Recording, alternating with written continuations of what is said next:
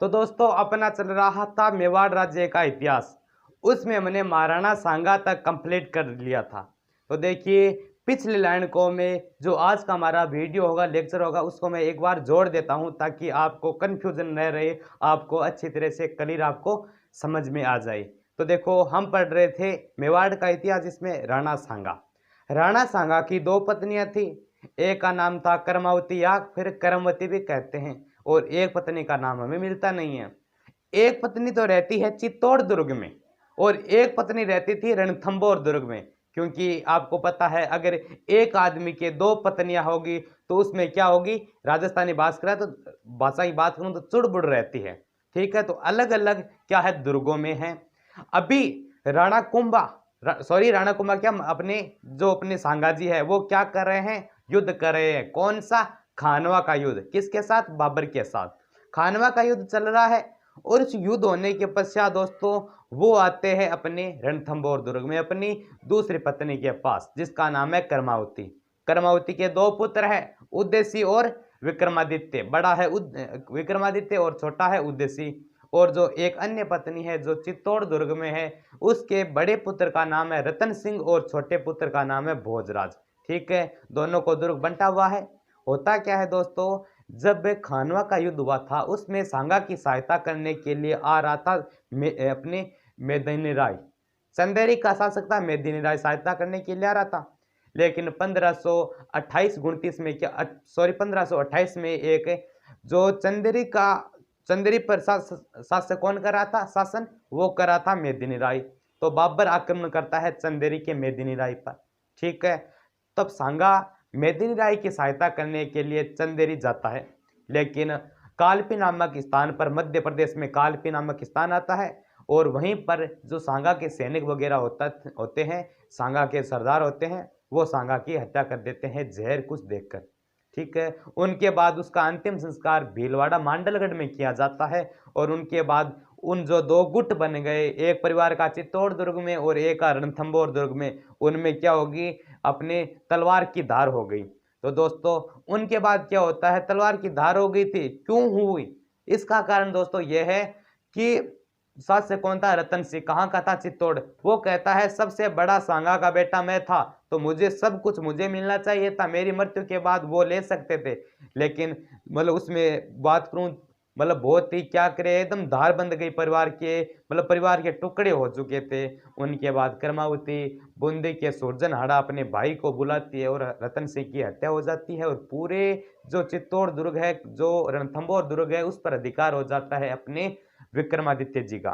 उनके बाद दोस्तों विक्रमादित्य की हत्या कर देते हैं पृथ्वीराज सिसोदिया की एक दासी थी जिसका नाम था अनोरस। अनोरस का जो पुत्र था जिसका नाम था बनवीर ने विक्रमादित्य की हत्या कर दी, और उद्देश्य को भी मारना चाहता था। लेकिन आपने पता है एक बार चित्तौड़ दुर्ग में उद्देश्य सो रहे थे, तब उसकी एक दाई माँ थी जिसका नाम है पन्नाध्यायी।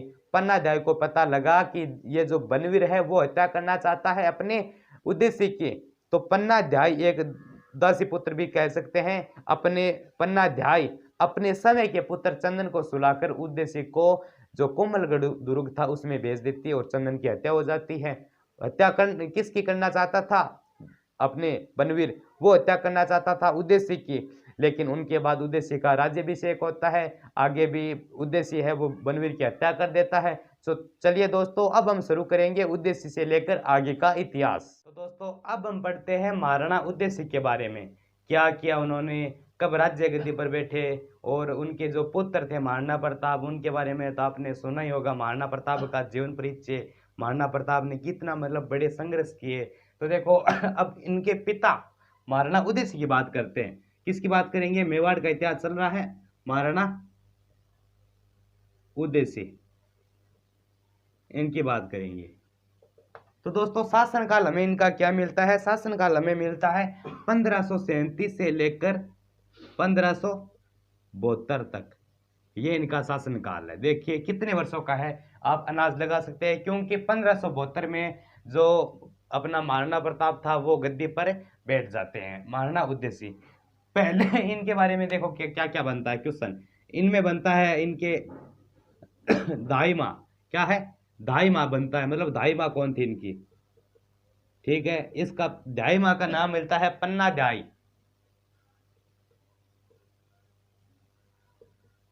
पन्ना ढाई। 2 नंबर इसका मिलता है कि इनका राज्याभिषेक कब हुआ। क्या? राज्याभिषेक। राज्याभिषेक। तो दोस्तों इनका विधिवत रूप से राज्याभिषेक हुआ अपना 1537 में।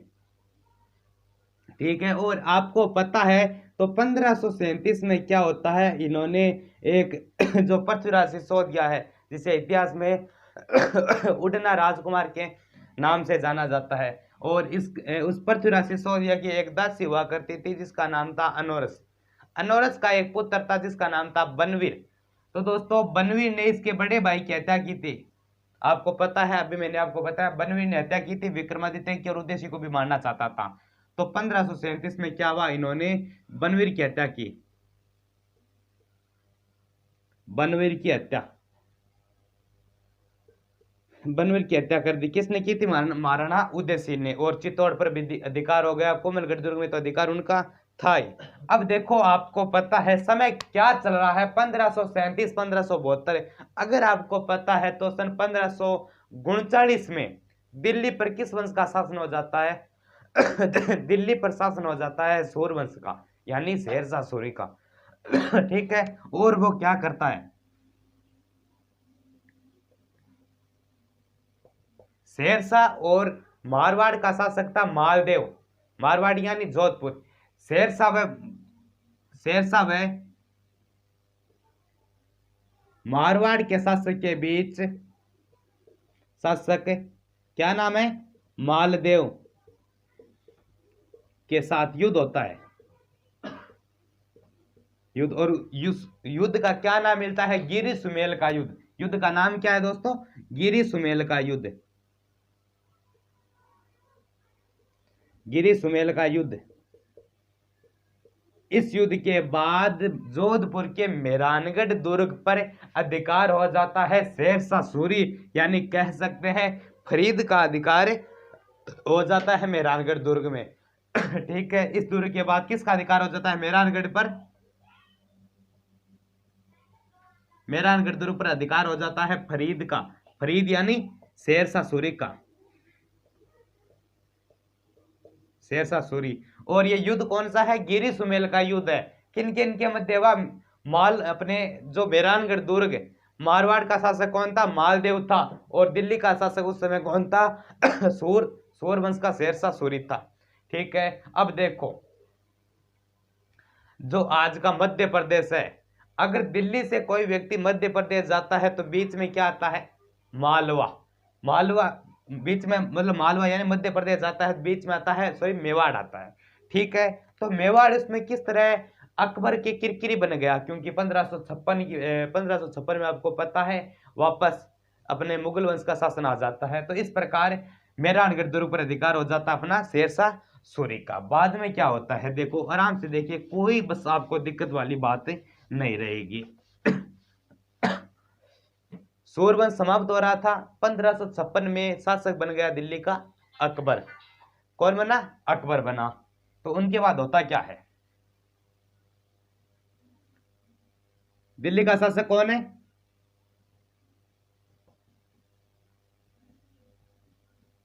अकबर। ठीक है, कब बना? 1556 में। 1556 में दिल्ली का शासक बन गया अकबर। अब दोस्तों होता क्या है, अकबर अधिकार करना चाहता है मेवाड़ पर। उसने इन्हें अकबर ने योजना बनाई भाई, योजना बनाई मेवाड़ पर आक्रमण करने की। कहां पर आक्रमण करने की? मेवाड़ की, क्योंकि राज्य विस्तार नीति को अपना रहे थे। तो दोस्तों होता क्या है, इस प्रकार का ये मेवाड़ है। क्या है ये? मेवाड़। और मेवाड़ है, और ऊपर की साइड में यह क्या है? यहां पर नागौर। और नागौर में कौन सी जगह है? मेड़ता है। ठीक है, उस समय मेड़ता के शासक कौन थे दोस्तों? देखिए किस तरह आराम से होगा। उस समय मेड़ता का शासक था जिसका नाम था जयमल मेड़तिया।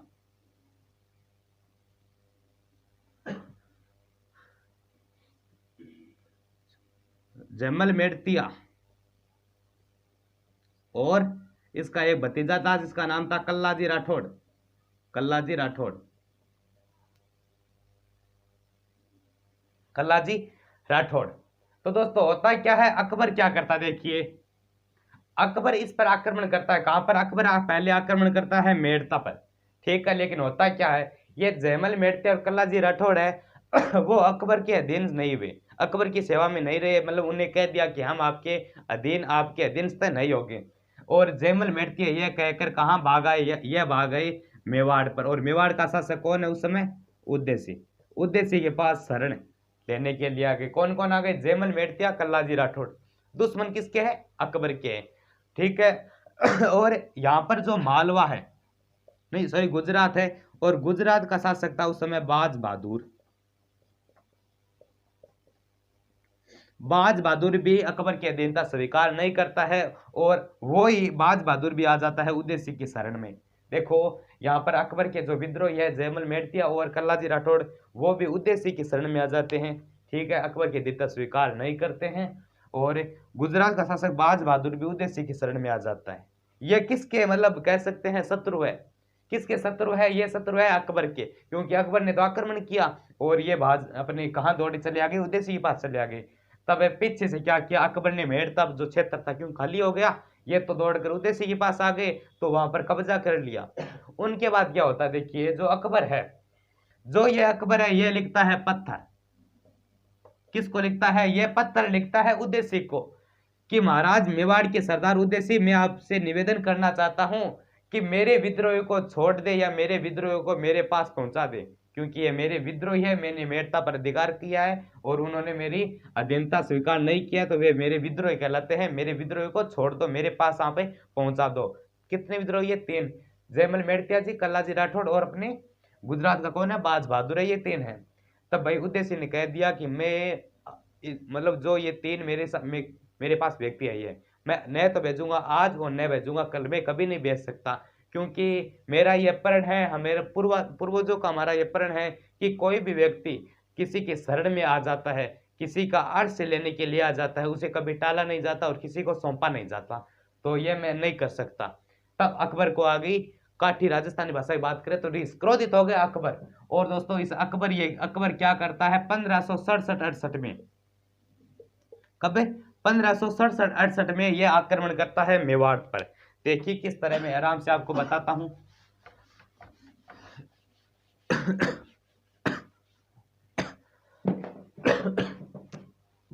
1567-68 में आक्रमण करता कौन है, अकबर करता है।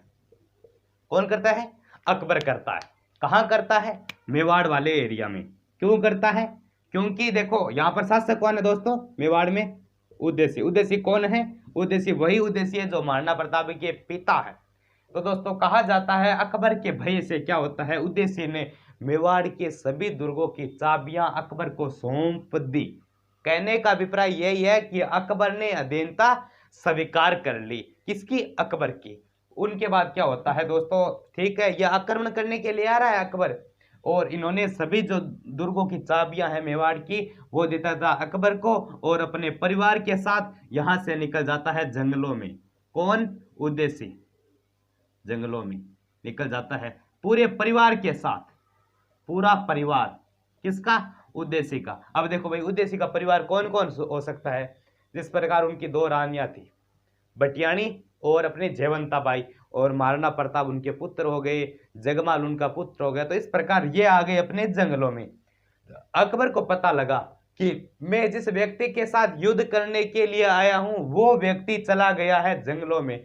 तो दोस्तों अकबर ने एक व्यक्ति को भेजा जंगलों में इसका पीछा करने के लिए, किसका, उद्देश्य का, और उस व्यक्ति का नाम मिलता है हसन कुली बेग। हसन कुली बेग। लेकिन ये क्या रहता है, ये असफल रहता है, उनको ढूंढने में असफल रहता है और वापस आ जाता है। ठीक है, इतनी बात कंप्लीट। आगे क्या होता है दोस्तों, अब देखो 1567-68 में आपको अपने चित्तौड़ का ये साका भी आपने सुना होगा। तो देखो अगर आपको याद है तो मेड़ता से कौन आए थे, 2 व्यक्ति, जयमल मेड़ते और फत्ता सिसोदिया, जयमल मेड़ते और कल्लाजी राठौड़। और गुजरात से कौन आया था इनके शरण में उदयसिंह के? वो आया था बाज बहादुर। तो यहां पर अब कितने व्यक्ति है देखिए, कौन है? जयमल मेड़तिया और कल्लाजी राठौड़, ठीक है, और एक बाज बहादुर।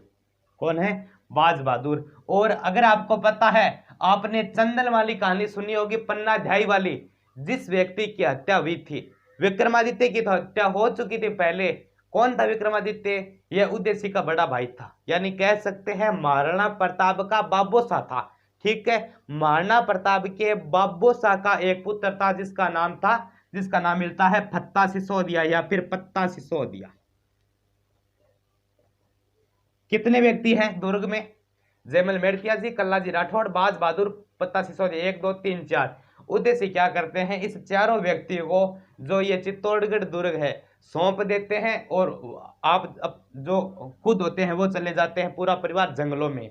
ठीक है, तो अब दोस्तों क्या होगा, इस अकबर के साथ एक जयपुर का एक जो शासक हुआ था जिसका नाम है भगवंत दास, वो साथ आए थे, भगवंत दास साथ आए थे। ठीक है, अब देखो यहां पर युद्ध होगा अच्छी तरह से, ठीक है, अच्छी तरह से युद्ध होगा। अकबर भाई देखो, ये जो दुर्ग है, पहले क्या होता था, कोई भी जिस प्रकार दुर्ग को घेर लेते थे, कोई भी, जैसे अलाउद्दीन खिलजी हो गया, अकबर हो गया, तो उस समय जो भी स्त्रियां पुरुष वगैरह थी वो चित्तौड़ दुर्ग में या फिर कोई जो अपना दुर्ग था इसी दुर्ग में रहा करते थे। जब तक खाने पीने की चीज की कमी नहीं आ जाए, अपने उसी घर के अंदर, महल के अंदर रहते थे।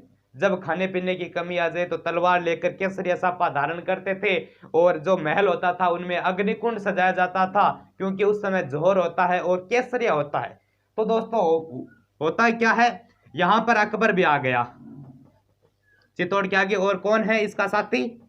भगवंत दास। ठीक है, अब देखो इतना बड़ा ये दुर्ग है, चित्तौड़ दुर्ग है, तो इसके मतलब अंदर क्या है, खेती भी हो जाती है, पानी का जल स्रोत भी है, और बहुत मतलब खाने की वस्तुएं अभी तक इसमें है। ठीक है, इन्होंने घेरा डाला, और भगवान दास ने क्या किया कि महाराज अकबर जी कहाँ, कि आपको, मुझे ऐसा लगता है कि इस दुर्ग के भीतर जो भी गतिविधियां हो रही है आपको उस पर नजर रखनी चाहिए, कि यार तेरी बात तो बिल्कुल अच्छी है, अच्छी है। तो भगवान दास क्या करता है, यहाँ पर एक चौकी बनवा देता है, इस प्रकार की चबूतरा सब बनवा देता है। क्या बना देता है? चबूतरा। ठीक है, इस प्रकार का ये चबूतरा बना देता है, और जो ये अकबर है ना, ये इस चबूतरे के ऊपर बैठ करे उससे जो भी चित्तौड़ दुर्ग में हो रहा है सभी दृश्य वगैरह वो देख सकता है। ठीक है, और होता क्या है, जो अकबर के सैनिक थे, ये दुर्ग की धीरे धीरे दीवारें रात को तोड़ रहे थे। क्यों भाई? धीरे धीरे इससे जो दुर्ग है इनको क्षतिग्रस्त कर रहे थे। लेकिन होता क्या है, बारूद डालकर अकबर इसको थोड़ा बहुत क्षतिग्रस्त करता, और सैनिक पुण्य रात का इसका क्या करते हैं, निर्माण कर लेते। अकबर परेशान हो चुका था। तो दोस्तों अकबर यहाँ पर एक दिन बैठा हुआ अंदर देख रहा था, भाई क्या हो रहा है, क्या नहीं हो रहा है। तब दोस्तों कुछ दिनों के बाद ये देख रहा था, तभी होता क्या है दोस्तों, जब ये ऊपर बैठा था तो आपको पता है जयमल मेड़तिया क्या कर रहे थे, इसे चित्तौड़ दुर्ग पर घूम रहे थे। इस प्रकार ये ऊपर की साइड में घूम रहे थे। कहते हैं कि ये जो जयमल मेड़तिया जी है उस समय चित्तौड़गढ़ दुर्ग का निरीक्षण कर रहे थे, कि भाई कैसा दुर्ग है, किधर से आक्रमण होगा, इस तरह। तब कहते हैं इस अकबर की नजर पड़ गई इससे जयमल मेड़तिया के, जो दीवार पर टहल रहे थे, और अकबर के हाथ में एक बंदूक थी, और दोस्तों उस बंदूक का हमें नाम मिलता है संग्राम नामक बंदूक। क्या है? संग्राम। अकबर की बंदूक का नाम अगर पूछ लिया जाता तो कतई जहर वाला दोस्तों क्वेश्चन बनता है। संग्राम नामक उनके पास क्या थी? बंदूक थी। उन्होंने सीधे ही गोली छोड़ दी, और ये किसके लगी? ये लगी जयमल मेड़तिया की टांग पर। ठीक है, टांग पर लगी, और उनके बाद जयमल मेड़तिया जी घायल हो गए, लेकिन ठीक था, भगवान की दया से बच चुके। बाद में रात का समय हो रहा था, भगवान दास नीचे पत्तों पर सोए हुए थे। अकबर तो आपको पता है अकबर महान, रात को भी लगभग 2 बजे के आसपास इस चबूतरे के ऊपर बैठा हुआ, और पगों की अपने जो पैर थे उन पे गूदड़ा बिछे हुए, जैसे कि आज हम बैठते हैं पढ़ने के लिए, तो आधा मतलब रजाई में, आधे अपने पैर और बाहर, उसी तरह बैठा हुआ था, नजर गड़ाई हुई था। तभी उसको एक चीज पता लगी, यहाँ पर अग्निकुंड सजाया जा रहा था, मतलब आग लगाई जा रही थी, क्योंकि अब युद्ध होगा। जो स्त्रियां थी वो अग्निकुंड तैयार कर रही थी, मतलब लकड़ियां वगैरह, केरोसिन वगैरह जो भी मतलब हालात में होनी चाहिए वो काम सजा रहे थे। तब अकबर ने देखा भाई इस दुर्ग में आग क्यों लग गई है, लकड़ियां जल रही है, ये क्या हो रहा है यहाँ पर। तब इन्होंने भगवान दास को जगाया। ठीक है भाई, अकबर मुस्लिम था, आपको पता है अकबर क्या था, मुस्लिम था, इनका इस चीज का ज्ञान नहीं था। दोस्तों क्वेश्चन यह बनता है कि अकबर ने सर्वप्रथम जौहर के जो परिणाम है, जौहर कहां पर देखा, केसरिया और जौहर यहीं देखा था, चित्तौड़गढ़ दुर्ग के तीसरे 1567-68 में जो साका हुआ था उसके भीतर। तब भाई अकबर ने इस भगुनदास को जगाया। क्या भगुनदास खड़े हो रहे, क्या कह रहे हो कि देखो चित्तौड़गढ़ दुर्ग में, इस दुर्ग है चित्तौड़, इसमें आग लग गई है, क्या लग गई है, आग लग गई है। तब आपको पता है जो भगवनदास है यह है राजपूत, इनको तो पता है जौहर क्या होता है, केसरिया क्या होता है, कि सुल्तान महबूब अब युद्ध होगा। ये जो आप आग देख रहे हो, मुझे आग बता रहे हैं, वो है अग्निकुंड। अब महिलाएं जोर करेगी और जो पुरुष है वो करेंगे केसरिया। तो दोस्तों आज की क्लास हम यही समाप्त करेंगे, कल वाले वीडियो में देखेंगे जयमल मेड़ता, कल्लाजी राठौड़, बाज बहादुर और पत्ता सिसोदिया की मतलब किन किन तलवार लेकर आगे अकबर आते हैं और अपना बलिदान देते हैं। और ये 1567-68 का जो साका है वो हम अगले वीडियो में जरूर करेंगे। तो दोस्तों तब तक के लिए जय हिंद, जय वंदे मातरम। चैनल पर पहली बार विजिट कर रहे हो तो प्लीज सब्सक्राइब भी कर देना, क्योंकि इसी प्रकार के इंटरेस्टिंग और एजुकेशन के वीडियो हमारे नवजीवन क्लासेस के ऊपर यूट्यूब चैनल अपना उस पर हम लाते रहते हैं। धन्यवाद दोस्तों।